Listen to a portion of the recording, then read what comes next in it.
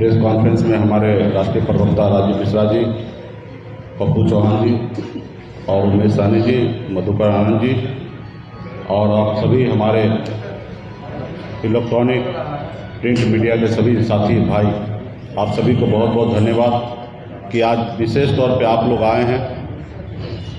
जब हम मंत्री थे तभी भी आप लोग आते थे, उससे पहले जब संघर्ष कर रहे थे तभी भी आ रहे थे, और आज फिर से मैं संघर्ष करने के रास्ते पे उतरा हूँ तो अभी भी आप लोगों का प्यार सहयोग मिल रहा है। इसके लिए विशेष तौर पे आप सभी को धन्यवाद मैं देता हूँ।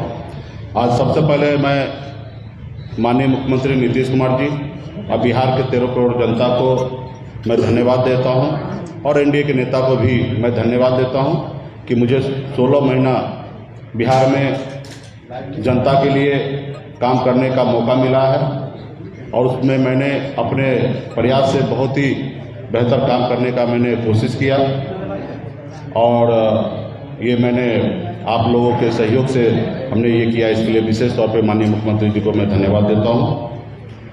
और आपने देखा कि किस तरीके से एक अति पिछड़ा का बेटा के साथ लोगों ने गलत किया है, लेकिन इसके लिए मैं जनता के बीच में मैं जाऊंगा। जो मेरे साथ अन्याय हुआ है उसको मैं जनता के बीच में जाके अपनी बात को रखूंगा और उनको मैं कहूंगा कि आने वाले समय में जो अन्याय हुआ है उसको आपको न्याय करना है। और इससे ज़्यादा और मैं क्या जनता के बीच में सिर्फ यही मांग को लेकर मैं अगले महीने से पूरे बिहार में हर मंडल में, हर प्रखंड में, पंचायत में, जिला में, हर जगह हम अपने पार्टी कार्यकर्ता, पार्टी सपोर्टर सभी साथी से मैं जाऊंगा और अपनी बात को रखूंगा। आज मैं खास करके जब तक मैं एनडीए का पार्ट था तब तक उनके लिए मैं बड़ा नेता था, लेकिन आज उनके साथ नहीं हूँ।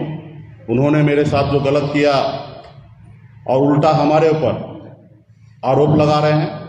कल तक साथ था तो हम रामचंद्र जी को नैया पार लगाने वाला केवट महाराज थे, लेकिन आज उनके साथ नहीं है तो आज वो रावण बना दिए।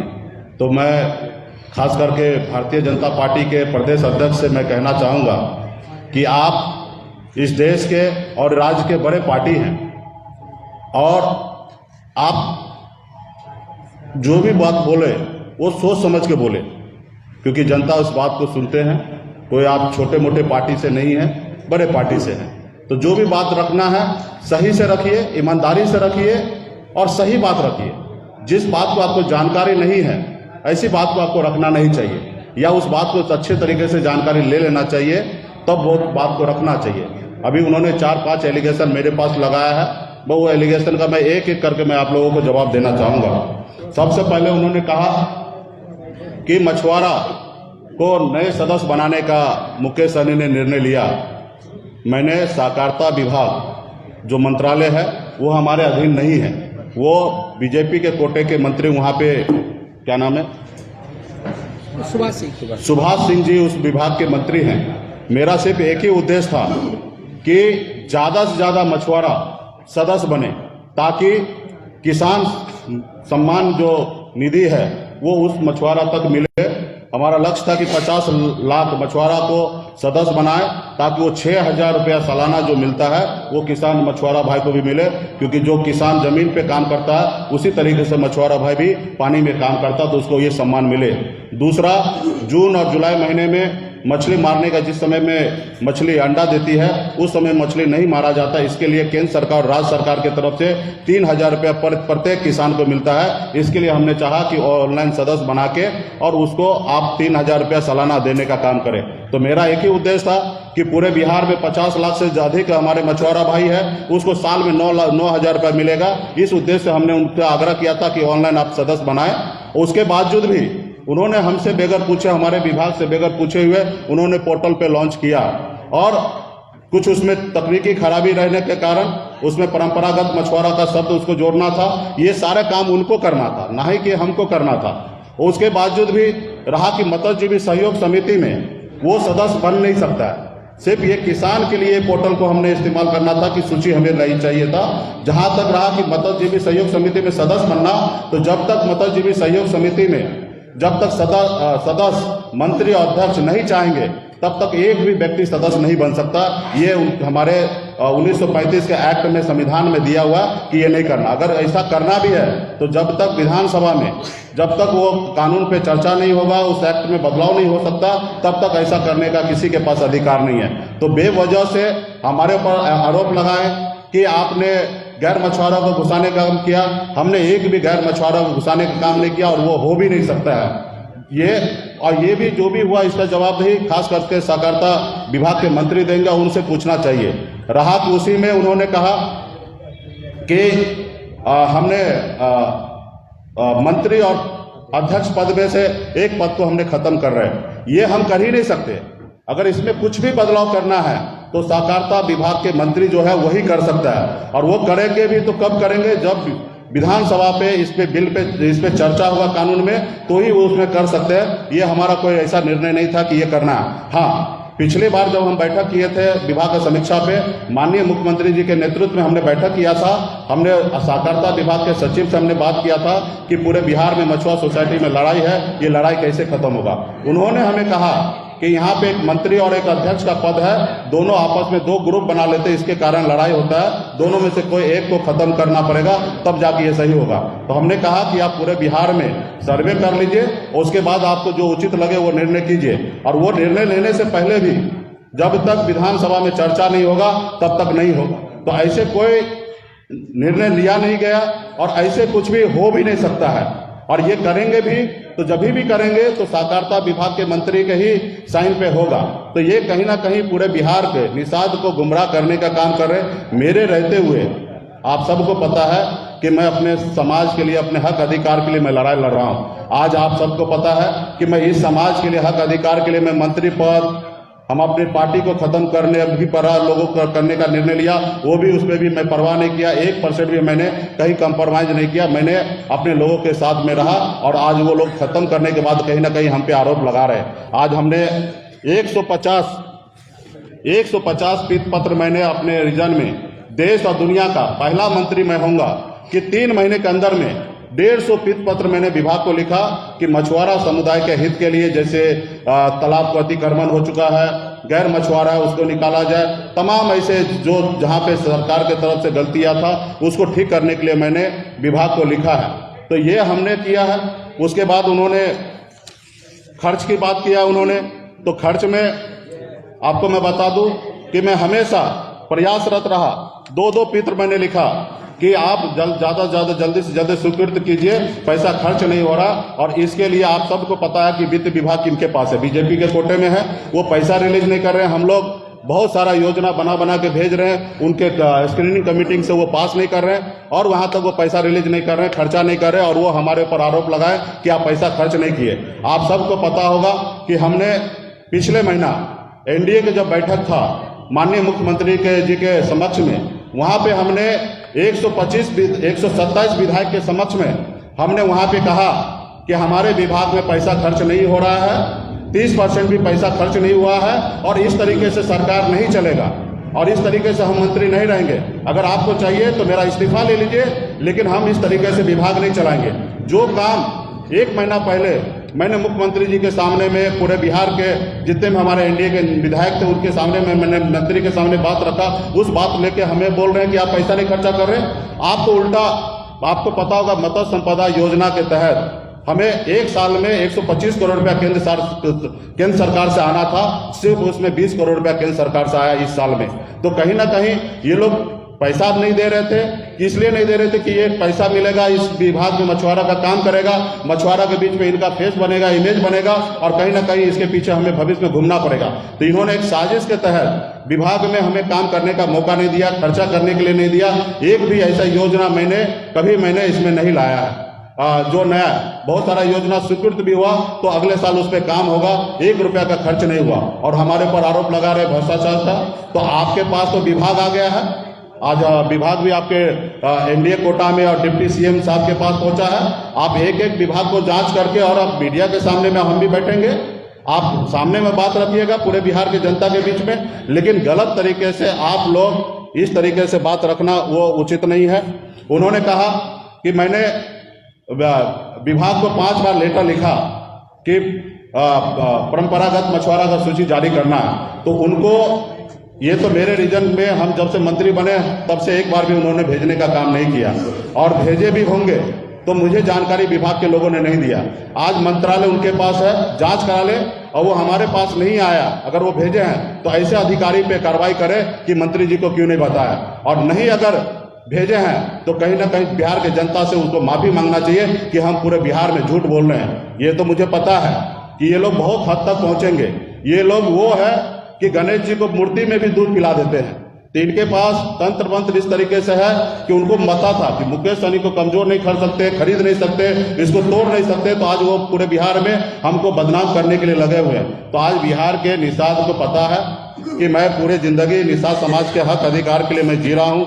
आज इतनी बड़ी लड़ाई मैं किसके लिए लड़ रहा हूँ? उनके लिए लड़ रहा हूँ। तो ये सारे चीजें को लेकर मैं बिहार के जनता के पास जाऊंगा, और आप लोगों से भी कहूंगा कि अगर उसमें हिम्मत है कोई भी चीज का, तो जहां हमें बुलाएंगे वहां पे मैं आऊंगा। अब मीडिया के समक्ष में वो अपनी बात को रखेंगे कि हमने क्या गलती किया। मैंने 150 पत्र मैंने लिखा है, सिर्फ 3 महीने में हमारे विभाग में काम नहीं हो रहा, तो इसके लिए मुख्यमंत्री जी को बोल के हमने कोशिश किया कि पदाधिकारी को बदलने का। बहुत सारा मैंने इंजीनियरिंग सेल नहीं था, मैंने कोशिश किया कि इंजीनियरिंग सेल करने का, लेकिन जानबूझकर लोगों ने सिर्फ मुकेश सहनी काम नहीं करे इसलिए वो परेशान किए, और इसलिए मैंने हमारे पास दूसरा कोई ऑप्शन नहीं था लड़ने के अलावा। तो मैं अपने अधिकार के लिए लड़ाई लड़ रहा हूं, और चीज़ें मैंने किया है। और खास करके मैं अभी भी भारतीय जनता पार्टी के नेता को कहना चाहूँगा कि आप विरोध करें, लेकिन सही विरोध करें, और कोई भी गलत विरोध करेंगे तो जब जनता के बीच में आप जाएंगे, आप सबका मैं वीडियो बना कर रख रहा हूँ, जितना भी आप उछल के टीवी मीडिया पे बोल रहे हैं सबका मैं वीडियो बना के रख रहा हूं। जब चुनाव आएगा ना तब आप लोगों को बताएंगे कि आप किस तरीके से उछल के बता रहे थे। तो इसलिए आप लोग जो भी करना है जनता के बीच में ईमानदारी से बात करें। एक भी बात आपने सत्य नहीं कहा, मैंने सारे बात को आज मैंने जवाब दिया है। अगर हिम्मत है, जो एलिगेशन आपने लगाया है उस एलिगेशन के साथ 1 हफ्ता के अंदर में आप प्रिपेयर्ड हो जाइए, और आप आ जाइए मेरे सामने में डिबेट कीजिए, आप मीडिया के सामने में लाइव कीजिए, फिर आपको पता चलेगा कि मैंने क्या किया। अब सहकारिता विभाग का चीज हमारे ऊपर आप डाल रहे हैं, मैं कौन होता हूं? मैं तो उसको समय समय में सुझाव दे रहा हूं कि आप ऐसा कीजिए ताकि गरीब मछुआरा का 50 लाख मछुआरा को लाभ हो सकता है अगर सदस्य बनेंगे, और किसान के तरफ से 6,000 रुपया केंद्र सरकार से और 3,000 रुपया राज्य सरकार और हमारे केंद्र सरकार के सहयोग से 3,000 रुपया मिलेगा। ये मैं करने का कोशिश किया, और इन्होंने कहीं ना कहीं इसको घुमाने का काम किया। तो यही सारी चीजें को मैंने आप लोगों के बीच में मैंने रखा है, और आप लोगों का कोई सवाल होगा तो आप पूछिए। सवाल ने कहा है कि आपने 7 साल में जितनी भी पार्टियों में रहे, आप गठबंधन में रहे, सबको धोखा दिया है। देखिए, मैंने कभी किसी पार्टी में नहीं रहा, और मैं जब भी अपना पार्टी बनाया मैं यूपीए के साथ रहा, और यूपीए में गठबंधन में मैंने चुनाव लड़ा, और आप सबको पता है कि यूपीए में गठबंधन कैसे टूटा, किस तरीके से हमारा सीट घोषणा नहीं किया, उसी जगह हमने गठबंधन तोड़ा, और मैं आज एनडीए में यूं नहीं था, और मैं यहाँ पे लड़ाई लड़ा। और आप सब ने कल संजय जायसवाल का एक आपने बाइट सुना कि उन्होंने कहा कि हमारा बात हुआ था कि पार्टी विलय करने का। आपको मैं बता दूं कि आपने देखा कि हमारा गठबंधन टूटा, हमने मोरिया में प्रेस कॉन्फ्रेंस किया कि हम अकेले अपने दम पर चुनाव लड़ेंगे।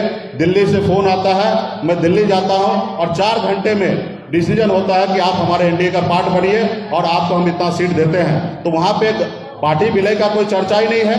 वो तो हमें सपना आज से नहीं 2016 से दिखा रहे हैं कि राज्यसभा भेजूंगा। 2020 में वो आग्रह कर रहे थे कि केंद्र में आपको राज्यसभा भेज के केंद्र में मंत्री बनाते हैं, आप हमारे पार्टी में विलय कर लीजिए, 2025 में आपको बिहार का मुख्यमंत्री बनाएंगे। ये सब ऊपर दे रहे थे, और तमाम वो कह रहे थे कि आप हमारे पार्टी में विलय कर लीजिए। लेकिन हम उसको हंसते हंसते, और वो भी हमेशा मजाक में कहें, और मैंने हंसते हंसते उसको एक ही जवाब दिया कि आप हमारा जो उद्देश्य ये पार्टी बना है उस उद्देश्य को पूरा कर दीजिए, आरक्षण दे दीजिए, तो निश्चित तौर पे आप जो बोलेंगे वो मैं करूंगा। तो मैं आज भी कहता हूं कि जो उद्देश्य से मेरा ये पार्टी बना है वो आरक्षण आप केंद्र सरकार से लागू हो सकता है। जब बंगाल में आरक्षण है, दिल्ली में आरक्षण है, तो केंद्र सरकार से आरक्षण लागू हो सकता है। आप आरक्षण लागू कर दीजिए, और मैं पार्टी भी आपको हैंड ओवर करके, और मैं हरिद्वार चला जाऊंगा, वहां पे कीर्तन करने के लिए चला जाऊंगा, राजनीति से मैं संन्यास ले लूंगा। लेकिन आप ये नहीं करेंगे। एक गरीब का पिछड़ा का बेटा आगे बढ़ रहा है तो बताइए लोकतंत्र का ये हत्या है कि नहीं है कि किसी पार्टी को दबाव डालकर, प्रेशर डालकर और उस पार्टी को अपने में विलय करा लेना, ये लोकतंत्र के बीच में ये हत्या है कि नहीं है। तो उन्होंने खुद सिद्ध कर लिया कि मैं इनको हमेशा बात कर रहा था कि पार्टी विलय करने का। तो इसलिए आप लोगों के बीच में मैं देखा कि मैंने अपने कुर्सी को किस तरीके से मैंने गंवाया, क्योंकि मेरा एक ही ध्येय है कि संपूर्ण बिहार और देश में निषाद समाज का कल्याण हो, निषाद समाज का हक अधिकार के लिए लड़ाई लड़े। आज मेरे में क्या था, उन्होंने तो कहा कि पार्टी विलय कर लेना, तो मैं अगर पार्टी विलय कर लेता तो उसके हिसाब से मैं आज मंत्री रहता, हमारे सब चीज रहता, मान सम्मान रहता, लेकिन मैंने इसको त्यागा, मैंने उसको ठुकराया। इसलिए ठुकराया क्योंकि मुझे पता है कि अगर आज मैं ठुकरा दूंगा तो मेरा आने वाला पीढ़ी, आज मैं स्वीकार कर लूंगा तो मेरा आने वाला पीढ़ी है ना, 75 साल बीत गया इस समाज को हक अधिकार लेने के लिए, आने वाले 100 साल लग जाएगा। एक हमारे पत्रकार ने कहा, टाइम्स नाउ के हमारे साथी ने, कि मुकेश जी आप बहुत जल्दी कर दिए। हमने उनको कहा 75 साल लेट कर दिया, जो 30 साल 40 साल पहले हमें खड़ा होना था वो नहीं हो पाए, हम बहुत लेट कर दिए और इससे ज्यादा लेट और नहीं कर सकते। इसके लिए जो भी करे, हमारे शरीर का एक एक कतरा खून बह जाए, लेकिन वो मुझे मंजूर है, लेकिन मैं अपने समाज के हक अधिकार के लिए मान सम्मान उसको झुकने नहीं देंगे। हम लड़ाई लड़ते रहेंगे, आखिरी सांस तक लड़ाई लड़ेंगे। से जो बात हुई उसके कुछ साबुत भी अभी रखे हैं। हमारी ऐसी कोई बात नहीं हुआ, गठबंधन हुआ आप लोगों के बीच में हुआ और पर्दे के पीछे वो उनका कहना कि विलय वाली बात है, तो जिनसे बात हुआ उनको बोल दीजिए कि आगे आके बोले कि हमारे विलय का बात हुआ और किसके समक्ष में बात हुआ। और ये तो संवैधानिक सही नहीं है किसी पार्टी को विलय करा लेना, ये तो जनता के वोट से आपको जीत कर आना है, तो ये कहीं ना कहीं ये गलत किया। ये देख लीजिए हमारे पास कि 2015 में भारतीय जनता पार्टी के प्रदेश अध्यक्ष उस समय में मंगल पांडे जी थे, उन्होंने लिखकर राइटिंग में मुझे आश्वासन दिया कि हम आपके समाज को आरक्षण लागू करेंगे। तो ये उनको करना चाहिए, आज वो नहीं करेंगे और एक महिला पिछड़ा का बेटा आज लड़ाई लड़ रहा तो उनको आप कमजोर करने के लिए लगे हैं। अभी आपने देखा होगा कि हमने एक नारा दिया था, जिसके जितने हिस्सेदारी उतने उसकी भागीदारी मिलना चाहिए। उनको सबसे ज्यादा तकलीफ इस बात का हुआ कि एक अति पिछड़ा का बेटा पूरे बिहार में अति पिछड़ा को आरक्षण का कोटा बढ़ाने का काम कर रहे हैं। तो ये सबसे बड़ा जो है ये यही रहा कि उनको लगा कि ये निषाद की बात कल तक कर रहा था, ये अति पिछड़ा की बात करने लगा है और इनकी मांग जो है वो जेन्युइन है। किस तरीके से मैंने बीपीएससी का मैंने रिजल्ट दिया कि पुराना अति पिछड़ा समाज जो था उसको 18% की जगह 8% आरक्षण का लाभ मिल रहा है और 10% जो है नए लोगों को आरक्षण का लाभ मिल रहा है। और इसके लिए कहीं ना कहीं जो सरकार है उन्होंने गलत किया, अपने वोट बैंक के लिए नए लोगों को जोड़ा लेकिन कोटा नहीं बढ़ाया। तो हमारा मुख्य लड़ाई अभी होगा कि अति पिछड़ा समाज को कोटा बढ़ाना और इसमें भी पार्टीशन कराने का हमारा मुख्य लड़ाई होगा। तो ये कहीं ना कहीं उनको तकलीफ में आया। और आपने देखा होगा कि हमें मंत्रिमंडल से बर्खास्त किया। हमने कहा कि ये मंत्रिमंडल से हम बर्खास्त कैसे क्यों करें, ये सरकार हमने बनाया, इसमें 4 विधायक और 1 विधान परिषद का सदस्य है, जिसमें एक का हमारा डेथ हो गया, 3 को आपने ले लिया और 3 को लेने के बाद एक विधान परिषद तो ऑलरेडी हमारे इस एनडीए गठबंधन में है। और ये आप देखते होंगे कि सरकार ने पहली बार हिंदुस्तान में 75 साल के बाद पहली बार एक मल्लाह का निषाद का बेटा ने समर्थन देके बिहार में सरकार बनाया। आप बताइए, सरकार हमारा, ये घर हमारा और हमारे घर से ही हमको लोगों ने बेदखल किया है। तो खैर इस बात का मुझे कोई गम नहीं है, आज उनके पास ताकत है, पावर है, वो आज मुझे बेदखल कर दिए हैं और कल मेरे पास भी हमारे लोग को भी ताकत होगा और हम लड़ाई लड़कर अपनी जगह को हासिल करेंगे। मुझे पूरा विश्वास है पूरे बिहार में कि हम ऐसा करेंगे। लगता है कि आपको खुद से इस्तीफा दे देना चाहिए था, पहले आप कह रहे हैं नहीं, बिल्कुल ही नहीं। 150 आपने पीट पत्र लिखा, 4 दिन पहले जो परेशानी बनी, जिस तरीके से आपके विधायक को मिला लिया गया, आप इंतजार करते रहे कि आपको बर्खास्त किया जाए, इस्तीफा देकर आप अपने आप पूछा नहीं। देखिए, ये सरकार हमारा हमने बनाया, ये घर हमने बनाया और यहाँ पे कोई कौन होता हमें इस्तीफा मांगने वाला। अगर हमारा अधिकार है और उनके पास विशेष अधिकार है तो उसको हमको बर्खास्त करने का तो उन्होंने किया, उस पर मैं स्वागत किया उनको कि एक पति पिछड़ा को बेटा को आपने किस तरीके से बेइज्जत करके बाहर निकाला। क्योंकि मेरा घर है और मेरे घर में कोई बाहर निकालेगा कैसे होगा, और मेरे घर को कोई कब्जा करने के लिए आया मैं आसानी से उसको छोड़ दूंगा, ऐसे कैसे होगा। माना कि मुझे 10 काम करना है लेकिन 10 काम नहीं होता, 2 काम तो मैं कर रहा था, मैं कोशिश तो कर रहा था। 125 पत्र मैंने लिखा, विभाग का काम आज या न कल उसको करना था और मैं आज भी भले सत्ता में नहीं हूँ, लेकिन ये 125 पद पे मैं काम करवाऊंगा, 146 पद पे काम कराऊंगा। इसके लिए मुझे धरना प्रदर्शन करना पड़े, लाठी डंडा खाना पड़े, जो करना पड़े वो मैं कराऊंगा। आज बिहार में जो भी जलकर अतिक्रमण है, गैर मछुआरा वहां पे कब्जा है, ऐसे जगह पे मैं जाके लड़ाई लड़ूंगा और वो सब मैं करूंगा। मैं विभाग में रहता तो ज्यादा बेहतर तरीके से मैं इसकी लड़ाई लड़ सकता था, ऑर्डर देता और काम कराता। आपने देखा होगा कि मेरे विभाग में काम नहीं कर रहा था, मैंने माननीय मुख्यमंत्री से आग्रह करके मैंने जहां तक मैंने अपने विभाग के पदाधिकारी को भी हमने बाहर करने का काम किया। तो हमारी ये लड़ाई था। उन लोगों को लगा कि ये ज्यादा काम कर लेंगे, अपने लोगों के बीच में पॉपुलर हो जाएंगे, तो जानबूझ के फंड देना, रिलीज करना कम कर दिए, जानबूझ के काम कम होने दे रहे थे। तो ये सारे परेशान कर रहे थे। इसके लिए मैंने अपनी ताकत बढ़ाने के लिए पूरे देश में, राज्य में मैं लड़ाई लड़ रहा था, अपने लोगों के हक अधिकार की बात कर रहा था। सारा चीज तो मैं कभी भी चुप नहीं बैठा। शाहनवाज हुसैन जी को मैं कहूंगा कि कल तक तो अल्लाह और मल्लाह की बात कर रहे थे कि दोनों भाई मिलकर हम लोग बहुत कुछ करेंगे, लेकिन शाहनवाज जी आपसे मेरा ये उम्मीद नहीं था कि आपने जो बात हमने कभी बोला नहीं कि मोदिया योगिया हमने कभी बोला नहीं, और इस बात को लेकर आप जनता के बीच में बोल रहे हैं कि मुकेश सहनी इस तरीके का भाषा का प्रयोग किया। मैं आपको कहूंगा, मीडिया के माध्यम से कहूंगा कि इस तरीके का भाषा कोई अगर सबूत ला के दे दे, उसको मैं 1 लाख रुपया का जुर्माना दूंगा। मैंने कभी ऐसा भाषा का प्रयोग नहीं किया। वो खुद अपने नेता को बेइज्जत कर रहे हैं। जो बात हमने नहीं बोला वो खुद अपने मुंह से बोल रहे हैं। मोदिया बोलना या योगिया बोलना ये शब्द अच्छा नहीं है, ये मैं भी मानता हूं। और जब खुद अगर भारतीय जनता पार्टी के राष्ट्रीय प्रवक्ता ये शब्द को चयन कर रहे हैं तो कहीं ना कहीं अपने नेता को खुद बेइज्जत करे। अब मैं तो कह रहा हूं कि ये शब्द मेरे मुंह से निकला हुआ होगा, कहीं पे भी मैंने बोला होगा, तो ये वीडियो या कहीं से भी सबूत ला के दे दे तो 1 लाख रुपए का जुर्माना मैं दूंगा। ये बताइए, अब आप बर्खास्त हो गए मंत्री से, तो अब आप अनुकंपा पे एमएलसी बने हुए बीजेपी के, तो जुलाई तक अपना एमएलसी बने रहिएगा या पहले ही इस्तीफा दे दीजिएगा आप नैतिकता के आधार पे? देखिए, मैं किसी का अनुकंपा पे नहीं हूँ। मेरी ताकत था, इसलिए हमें एनडीए में रखा गया और मेरा कंडीशन था कि 11 सीट और 1 एमएलसी देना, और 11 सीट उन्होंने दिया, जिसमें हमारा परिणाम जो भी हुआ, और वो परिणाम के बाद जो भी जीतने के बाद उसको भी उन्होंने अपनी पार्टी में मिले ले। और मेरा 6 साल का बात था, और मेरा भारतीय जनता पार्टी के टॉप लीडर ने कहा कि मुझ पे भरोसा कीजिए, मैं आने वाले समय में आपको रिन्यूअल करेंगे। आपको पता होगा कि जानबूझकर सिर्फ हमें परेशान करने के लिए 15 महीने का उन्होंने दिया है। आगे भी हम उम्मीद करते हैं कि जो मेरा बकाया है वो हमको दे। केंद्र में हमारे या राज्य में 15 आदमी को आयोग में एडजस्टमेंट करने की बात हुआ, वो भी मैं आज भी मांग करता हूं कि जो आपने वादा किया वो पूरा करें। अब नहीं वादा पूरा करेंगे तो फिर आगे देखा जाएगा, लेकिन मुझे कोई अनुकंपा पे नहीं किया। मैं अपने दम पर, अपनी ताकत पे, अपने लोगों की ताकत पे मैं इस जगह पे पहुंचा हूं। और आज पता कर लीजिए, एनडीए के पास जितने भी विधायक है, सब विधायक को निषाद समाज हमारे वीआईपी पार्टी का वोट दिया कि नहीं दिया। हमारे वोट से ये लोग जीत के आए हैं, और ये लोग इस्तीफा दे दे। जितने लोग हमारे वोट से जीत के आए सब लोग इस्तीफा दे दे तो मैं भी इस्तीफा दे देता हूं।